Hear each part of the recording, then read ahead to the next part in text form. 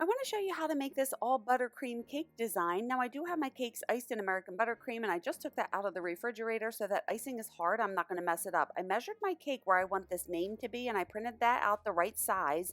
And you can screenshot the picture of this name and put the photo in ChatGPT and ask it to replicate the same font in whatever name that you'd like.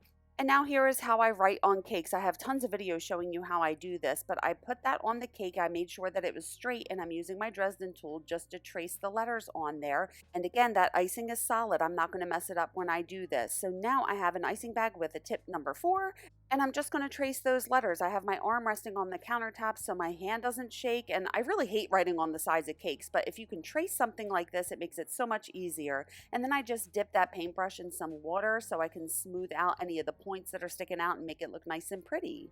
So I already stacked that cake and I do have tons of videos showing you how I stack my cakes. Now I want to add this buttercream ruffle. So I have a tip 124. Now I have the wide end touching the cake and the narrow end is out, and I'm trying to unwind this cake in one fell swoop. That way I get one straight band. So that's the tricky part about this. You have to try to keep that piping bag perfectly straight and unwind this so you don't make any wrinkles in the ruffles. And every time I'm going to wipe that tip off so there's no icing sticking to it. And again, it's better if you move a little faster, that way you get a smoother line. And I was so annoyed. On this one I messed up the line underneath it and I tried to start scraping it off thinking I could repipe it, but then I had to start all over. So I'm scraping off all of this icing and then I will start with a fresh clean slate again. So this process can be pretty tricky because you have to move quickly, that way you don't get wrinkles in these ruffles, and you have to hold the tip of the bag perfectly straight, that way you get the straight lines around it. So it takes a little practice. You might want to try on a cake dummy a couple times to make sure you can get the technique without messing it up. But it gets a little easier the more that you do it. Just don't drink any coffee beforehand and make sure you just unwind it in one fell swoop just to keep the ribbons as straight as possible. Then after I did the very top one, I want to put that back in the refrigerator so that the icing can solidify. So that was in the fridge for about 2 hours or so. And then I can continue with the rest. So now do you see how I'm tilting the tip up a little bit? The wide end is still facing down, but I'm holding it in on an angle. That way I'm not going to mess up these ribbons as I'm squeezing them around the cake. And now since I put that in the refrigerator, I can take a little bit of icing on a paintbrush and just patch any holes or imperfections that were in those little ruffles.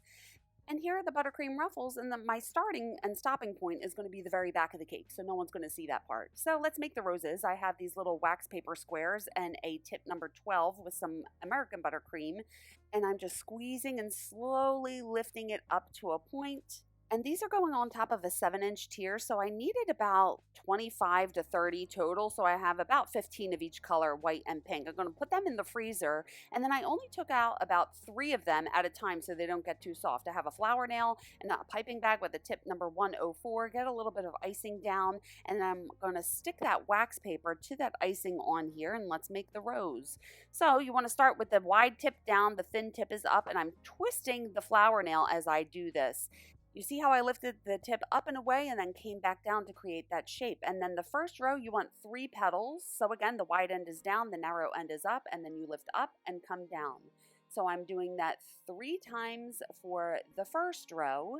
And then on the second row, I'm going to do 5 petals. So I'm turning the tip out slightly and creating these 5 petals. So I do 3, 5, and then 7. And every time I'm starting another row, I turn the tip out slightly.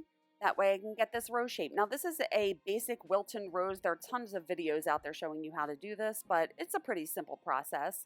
And once I'm done, I'm going to put these back on the cutting board and stick them in the freezer so they can harden and I can paint them gold. So I have some Rolcom Super Gold powder mixed with a little bit of lemon extract and a tiny paintbrush, and I'm just edging all of these petals with gold. And again, they need to be stiff and hard and frozen so you don't mess them up. And I'm going to put them back in the freezer. Then I got my cake out of the refrigerator so that icing is nice and hard. And I'm building a little icing dome on the very top of the cake. That way the roses don't sit flat. They lift a little bit in the middle. So do you see how I'm using my spatula just to get it to like a little cone shape, if you will?